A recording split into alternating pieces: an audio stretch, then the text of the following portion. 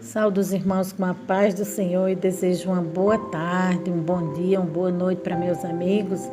E nesta hora eu vou deixar uma palavra de Deus para a sua meditação que se encontra no Salmos 46, que tem como título A Fé Perfeita que aquele que crê tem em Deus. Deus é o nosso refúgio e fortaleza, socorro, bem presente na angústia. Portanto, não temeremos, ainda que a terra se mude e ainda que os montes se transportem para o meio dos mares, ainda que as águas rujam e se perturbem, e ainda que os montes se abalem pela sua braveza. Há um rio cujas correntes alegram a cidade de Deus, o santuário das moradas do Altíssimo. Deus está no meio dela, não será abalada. Deus a ajudará já ao romper da manhã. Os gentios se embravecem e os reinos se moveram, e ele levantou a sua voz e a terra se derreteu. O Senhor dos exércitos está conosco, Deus de Jacó, nosso refúgio. Vinde e contemplai as obras do Senhor, que desolações tem feito na terra. Ele faz cessar as guerras até o fim da terra, quebra o arco, corta a lança, queima os carros no fogo. Aquietai-vos e sabei que eu sou Deus. Serei exaltado entre os gentios, serei exaltado sobre a terra. O Senhor dos exércitos está conosco, Deus de Jacó, nosso refúgio. Amém, amada, labra subierga. Glória a Deus. Esse salmo é uma poesia, e um louvor, uma adoração. Segundo os estudiosos, ele nasceu no tempo de guerra, Foi no tempo de guerra que nasceu esse lindo salmo, essa palavra maravilhosa que Deus traz para os nossos dias de hoje, para edificar as nossas vidas. E aqui nós vamos fazer uma reflexão sobre essa palavra que fala.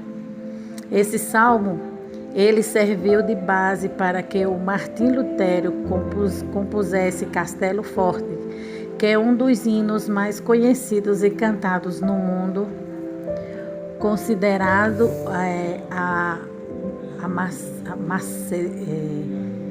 considerado um hino muito lindo, da Reforma Protestante. Esse hino, Castelo Forte, e Lutero se inspirou nas palavras desse salmo, que nos acalma de ler. Não é sem razão. Esse salmo foi escrito pelo salmo do caro levitas que serviam a Deus, Ele está falando que foram os levitas da época. Os levitas eram quem ficava responsável pelo cuidado do templo, pela adoração, e servia o Senhor, E eles também serviam a Deus no templo, conformidade com a lei de Moisés. E ele foi composto dizendo, substituto do salmo que foi composto para ser contado com vozes de soprano, vozes agudas, e dirigido pelo mestre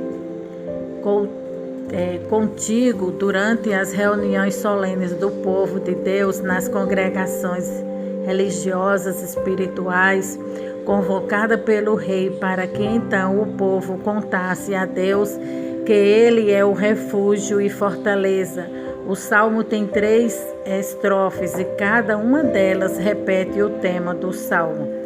No verso 1, Deus é o nosso refúgio. No verso 7, o Deus de Jacó é o nosso refúgio. E no verso 11, o Senhor dos exércitos está conosco. Lá para subir, palavra linda, amados. Está conosco, Deus de Jacó, nosso refúgio. Esse é o ponto central do salmo, de que Deus, aquele em quem sempre podemos nos refugiar em momentos de grande calamidade, no meio de angústia e tribulação. Não sabemos ao certo a ocasião em que esse salmo foi composto, mas tudo indica que foi numa ocasião em que Deus livrou Jerusalém de uma maneira extraordinária, sem que os judeus ao menos tivesse que lutar, e pelo menos 2 ocasiões extraordinárias serve ou se encaixa aqui A primeira está narrada no livro do profeta Isaías 37. É a invasão dos soldados assírios numa época em que o rei Senaqueribe havia cercado Jerusalém. Ezequias, que era um rei temente a Deus diante do grande poder militar de Senaqueribe, e temendo que a cidade seria tomada, ele então se dirigiu diante de Deus trazendo uma corta aflautosa que foi escrita pelo rei Senaqueribe, e era a Deus para que Deus livre Jerusalém das mãos dos seus inimigos. E nós temos o relato que naquela noite foi 185 mil soldados assírios morreram de uma praga, de uma peste terrível que dizimou os quartéis inimigos, de maneira que, envergonhados, eles voltaram para a sua terra, sem que Jerusalém tivesse que mover um único soldado em sua defesa. E seria certamente uma ocasião para contar. Deus é o nosso refúgio e fortaleza. Labra Subierga. Isso aqui, irmão, Deus está se apresentando aqui como um Deus fiel, um Deus zeloso, um Deus de boas obras, né? Jerusalém estava cercada, né? Por Senaqueribe. Senaqueribe havia cercado Jerusalém. E o rei Ezequias foi clamar ao Senhor, pedindo ajuda dos céus em favor não só da sua vida, mas em favor de todo o seu povo. Alabra Subiergue. E Deus mandou Isaías falar para ele que ele ficasse calmo, tranquilo, porque nessa peleja vós não tem que pelejar. Essa peleja não é sua, é do Senhor. Essa guerra quem vai vencer é o Senhor dos exércitos. Então aqui Deus mandou uma praga que dizimou e matou todos os quartéis inimigos, né? De maneira que todos eles ficaram envergonhados e eles tiveram que voltar, retornar para trás, envergonhado. E esse pessoal, esse Senaqueribe aqui, era a segunda maior potência da época, mas o nosso Deus se apresentou aqui como um Deus maior do que tudo e do que todos. O homem queria vencer na força do seu braço e se apresentava aqui como um Deus muito forte e grande. Porém, o Deus que cuida de uma nação pequena, que é o seu povo, é maior do que uma nação grande, né? O nosso Deus, ele se apresenta aqui como Deus, um varão de guerra, um Deus forte, um Deus poderoso. É quem peleja por nós, é quem luta pelas nossas causas, é quem se apresenta como juiz para advogar nossa causa, né? Ele vem como juiz e ele também vem como advogado, porque ele é fiel. Do jeito que ele se apresentou para cuidar desse povo aqui, ele se apresenta para cuidar do seu povo hoje em dia, né? Seja o seu povo uma nação grande ou pequena, ninguém toca nesse povo. Deus está falando, ninguém toca nesse povo. Esse povo é meu e eu sou o Deus Todo-Poderoso que cuido da vida deles. Ou então, aqui está falando, e seria certamente uma ocasião para contar, né? Para cantar. Ele está falando aqui, o salmista, o escritor, que seria uma ocasião propícia, né? Voltada para cantar. Deus é o nosso refúgio e fortaleza. Ele está dizendo que o Salmo 46 não só é uma poesia, mas também é um louvor a Deus, uma adoração. Nasceu no tempo de guerra, nos tempos difíceis. Sempre brota uma flor, uma rosa, né? Sempre brota uma esperança. Ou então, como está no livro de Crônicas, quando o rei Josafá, outro rei, temente a Deus, se viu ameaçado pelos moabitas e amonitas, que vieram em grande multidão contra a terra de Deus. Ele clamou, Deus buscou a Deus e Deus fez com que os inimigos se confundissem e se matassem entre si. De maneira que aquela situação foi resolvida, né? Também seria uma ocasião para cantar esse salmo ou qualquer outro, né? Então aqui o escritor está falando, que o comentarista, que seria um momento propício, né? Um momento ideal para louvar a Deus, no Salmo 46. Esse salmo é um salmo que nasceu em tempo de dor, em tempos difíceis, em tempos de guerra. É um salmo maravilhoso. Eu estava aqui me deleitando, lendo, ouvindo, estudando, pesquisando, e eu fiquei impactada com a mensagem desse salmo. São 3 pontos do salmo. Primeiro, quem Deus é, né? E quer que isso significa para nós. Versos 1 a 3. Onde Deus mora, né? Aqui ele está fazendo várias perguntas e ele vai responder. O que isso significa para nós? Versos 4 e 7, né? Do Salmo 46, ele está se referindo. E o que Deus fez e o seu significado, versos 8 e 10. O salmista começa comparando Deus a um refúgio e uma fortaleza. Fortaleza, né? Ele está dizendo que Deus é uma fortaleza, né? Aí agora ele vai explicar o significado da palavra fortaleza. Fortalezas eram cidades edificadas em lençóis estratégicos e cercada por um muro praticamente impenetrável, fortemente armadas e difíceis de serem conquistadas e destruídas. Ali nas fortalezas, fugitivos de guerra podiam encontrar abrigo ou proteção, paz e segurança. No meio do conflito, como a cidade de Jerusalém, edificada sobre o Monte Sião, era fortemente murada e cercada, assim como uma cidade murada, como uma fortaleza. O salmista nos diz no verso 1: Deus é o socorro bem presente nas tribulações, ou seja, Ele sempre é um socorro em qualquer época. Sua ajuda nunca falta. Ele sempre está presente. Ele sempre está presente com o seu povo no meio de todas as suas dificuldades e especialmente em época de tribulação e adversidade, como por exemplo o cerco de Jerusalém por tropas inimigas, conforme nós já vimos. Então aqui ele está se referindo à fortaleza, que Deus é uma fortaleza impenetrável, né? Indestrutível. Então quando a gente se esconde, fica protegida em Deus, se esconde em Deus, a gente temos Deus como uma fortaleza. Ele nos guarda, né? Uma cidade de refúgio, né? Em tempos de guerra, né? Quem cuida de nós, quem nos abriga, quem nos socorre é o Senhor Jesus. O Senhor Jesus é o nosso socorro, a nossa proteção, o nosso abrigo, a nossa paz, a nossa segurança, né?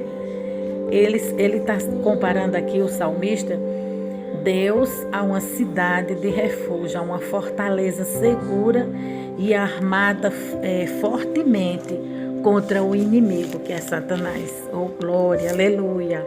Note que o salmista, ele descreve aqui algumas perturbações naturais que representavam o que de pior poderia acontecer naquela época.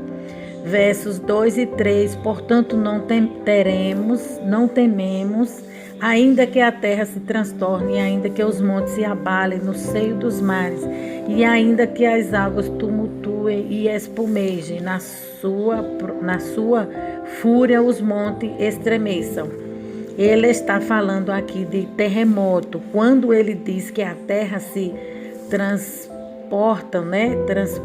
Ou seja, que ela treme, que ela se abala, que mude de lugar, fazendo com que os montes sejam lançados nas profundezas dos mares, ou talvez tempestade ou tsunami, tempestades violentas ao ponto dos montes tremerem diante da braveza do oceano, ou fúria. Eles temem,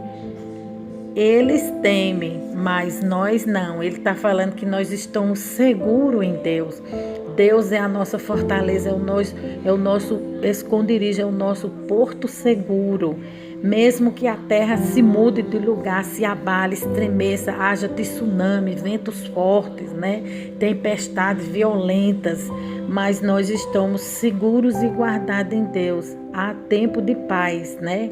Em meio a toda essa guerra, o Senhor nos dá paz, né? O Senhor nos dá abrigo, nos dá segurança, nos sustenta, nos guarda, nos livra de todo mal. Basta tão somente nós confiarmos nele, depositarmos nele toda a nossa fé e segurança, né?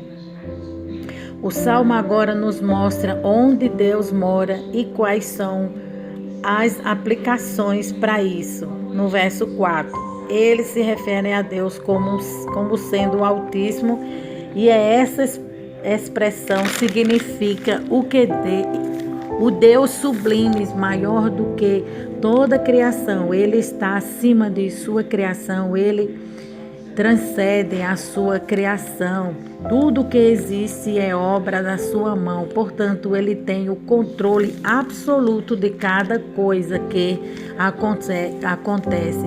A ponto de Jesus dizer que não cai um pardal no chão que não seja da vontade de Deus, e que os fios do cabelo da nossa cabeça estão todos contados por Deus. E é Deus, o Altíssimo, ele está acima de tudo e de todos. Ele domina e governa o mundo que ele criou de acordo com o seu plano, de acordo com de acordo com o seu propósito. Aleluia, porque Deus é soberano, Deus está acima de tudo e de todos, né? Ele está enaltecendo, engrandecendo o nome do Senhor, esse salmo. Não há rios que cortam Jerusalém. Ele está falando da palavra que fala do rio, né? Do rio da vida. E aqui o salmista está falando sobre esse rio. Não há rios que cortam Jerusalém. Então essa expressão do salmista aponta para o céu, ou para o rio que sai do jardim do Éden. Esse jardim era cortado por 4 rios: Bison, Gion, Tigre e Eufrates. E um deles corria para o jardim de Deus, o Éden. Esse jardim era a morada de Deus antes da queda do homem, né? Antes de Adão pecar, ele está falando. Então aqui mostra a soberania e o poder de Deus é absoluto, né? Deus, ele controla tudo e todos, né? A gente pensa que a gente faz as coisas, né? O homem pensa que faz as coisas do jeito dele. Não, Deus está no controle. Você só faz alguma coisa com permissão de Deus, né? Tudo só acontece com a ordem de Deus. E aqui nós vamos ler o Salmo 46 e meditar nele. Deus é o nosso refúgio, fortaleza, socorro, bem presente na angústia. No momento que você se encontra, né, principalmente nos dias que a gente, desses dias que a gente está vivendo, dia de angústia, dia de tristeza, a Bíblia diz que Deus, ele é fortaleza e ele é socorro. Ele vem para te pôr de pé, ou seja, ele vem para te pôr de pé, e ele vem como um socorro, um refrigério, um bálsamo, te auxiliar, te ajudar, colocar ânimo, vigor novamente em ti. E no versículo 2 fala: portanto não temeremos, ainda que a terra se mude e ainda que os montes se transportem para o meio dos mares. Está falando aqui de um grande abalo, né? De um grande tsunami, de um grande acontecimento. Mas embora tudo isso venha acontecer, nós estamos seguros em Deus, guardados em Deus. Então quando a gente se encontra guardado em Deus, seguro em Deus, nenhum mal vai nos acontecer, nenhum mal vai nos tirar da presença de Deus.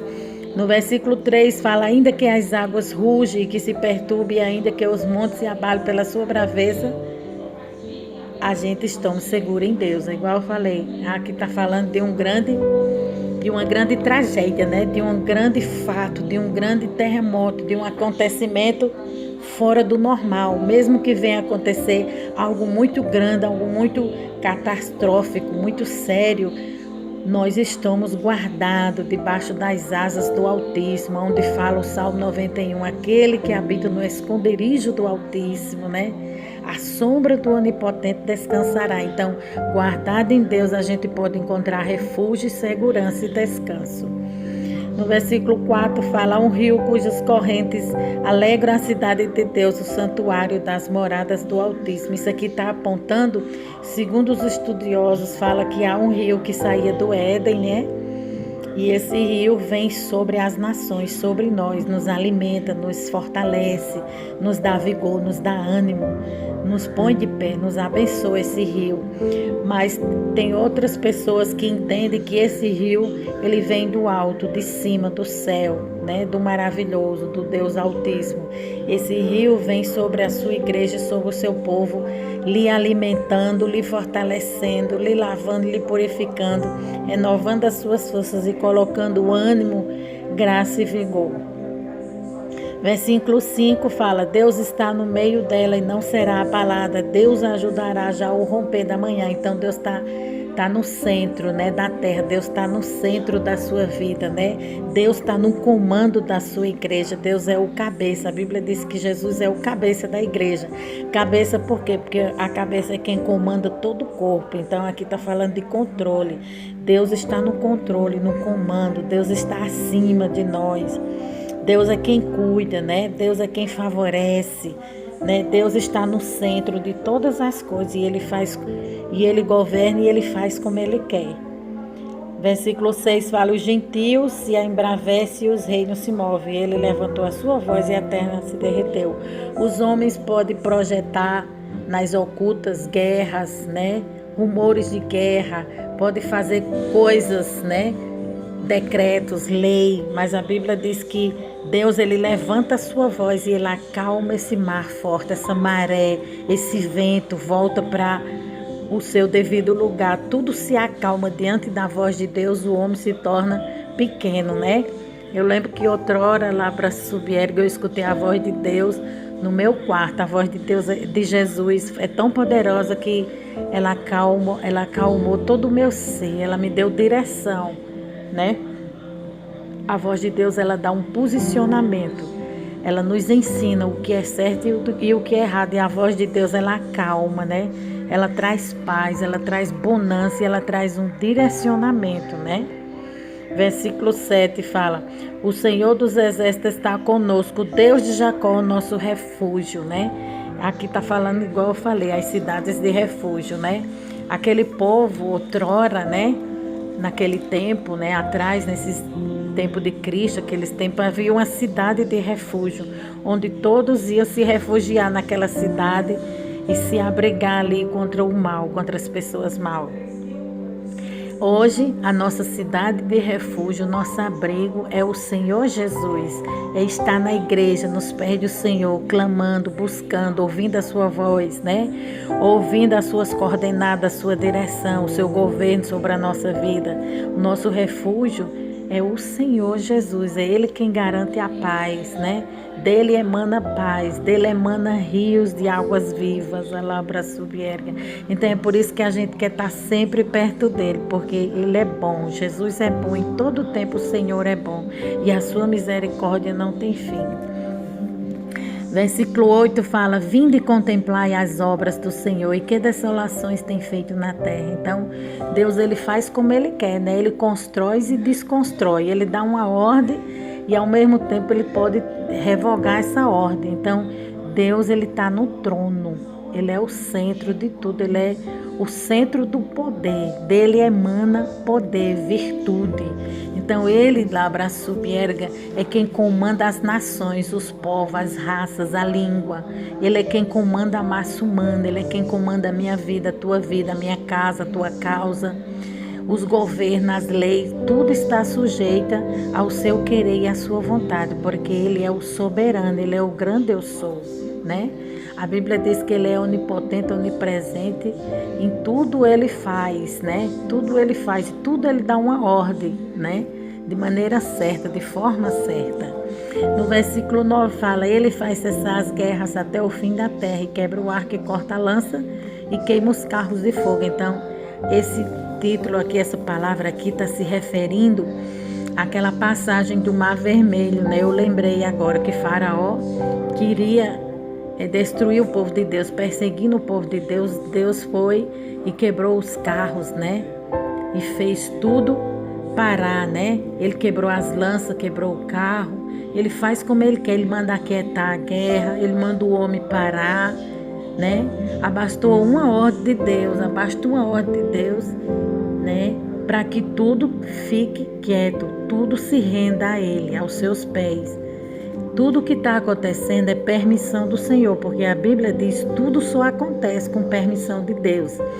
Satanás, para tocar na vida de Jó, ele teve que receber uma autorização do Senhor para que ele fosse tocar nos bens de Jó e tocar na sua saúde. Então, hoje em dia não é diferente, né? O homem faz plano, o homem arquiteta guerra, o homem faz projetos e leis e decretos, ciência, e vai fazer isso e vai fazer aquilo. Mas, no entanto, quem está no comando e quem desfaz toda essa guerra, todo esse mal, quem desfaz é o Senhor dos Exércitos, né? Ele manda se aquietar, ele quebra o arco, ele corta a lança e ele faz a tempestade se acalmar. Porque ele é Deus e ele está acima de nós. Versículo 10 fala: aquietai-vos e sabei que eu sou Deus, eu serei exaltado entre os gentios e serei exaltado sobre a terra. Então ele está falando que ele é Deus, que ele é Senhor, que ele é exaltado na natureza, ele é exaltado na vida do homem, ele é exaltado na ciência, até o nome de Deus, até o próprio Deus, ele é exaltado na ciência. Em tudo o nome de Deus é exaltado, porque tudo foi feito por ele e para ele, então toda glória pertence a ele. Nós só somos mordomos e nós só cuidamos daquilo que pertence a ele, né? Como eu preguei em outro vídeo, tudo é do Senhor, tudo pertence ao Senhor. Não pense que você tem nada e é dono de nada e pode fazer nada, não, porque tudo é do Senhor. Nós só administramos, só tomamos conta daquilo que pertence ao Senhor. Toda glória, toda honra, todo mérito é dele. O homem querendo ou não, o homem falando da boca para fora, não.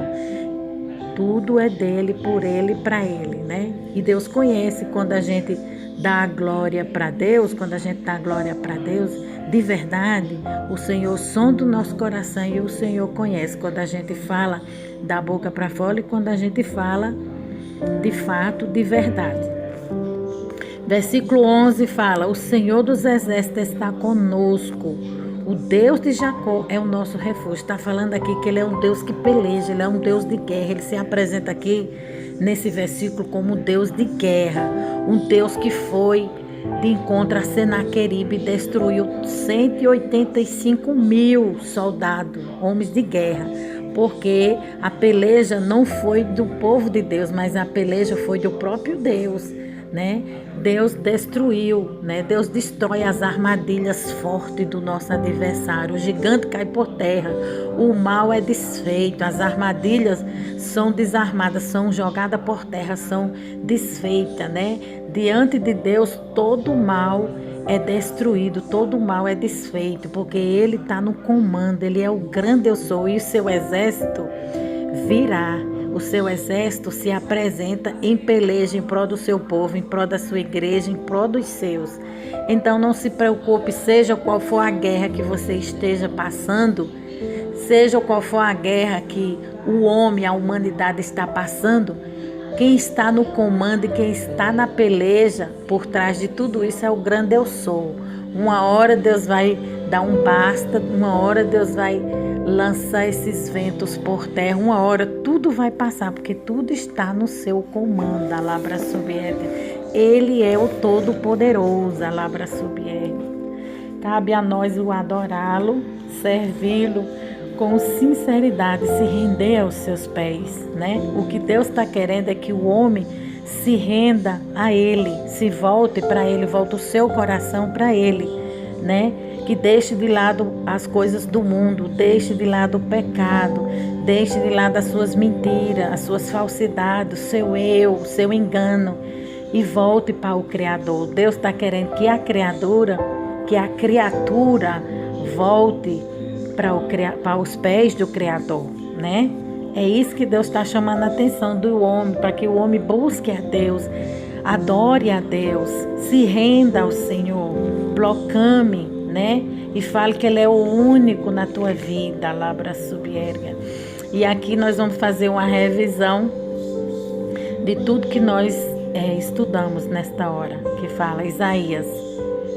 Isaías foi o profeta, né? Que falou para o rei Ezequias, né? Quando o rei Ezequias se encontrava perante aquela guerra, aquele confronto, né? Ele foi onde nasceu o Salmo 46, né? Quando o rei Ezequias estava naquele confronto, ele foi consultar a Deus. Depois ele mandou chamar o profeta Isaías.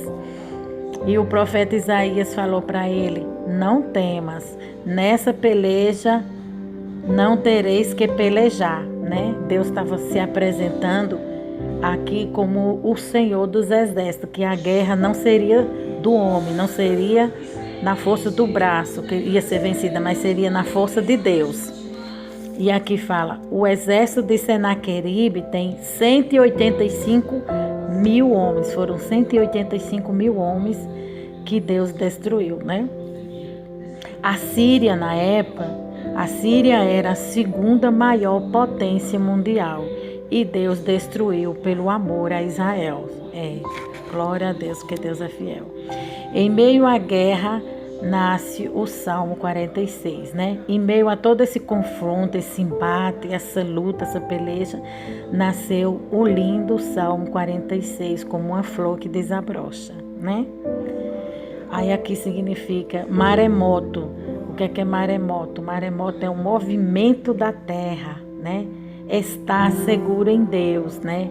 Paz na adversidade. Glória a Deus, que Deus é fiel, Deus não muda, Deus é o mesmo, né?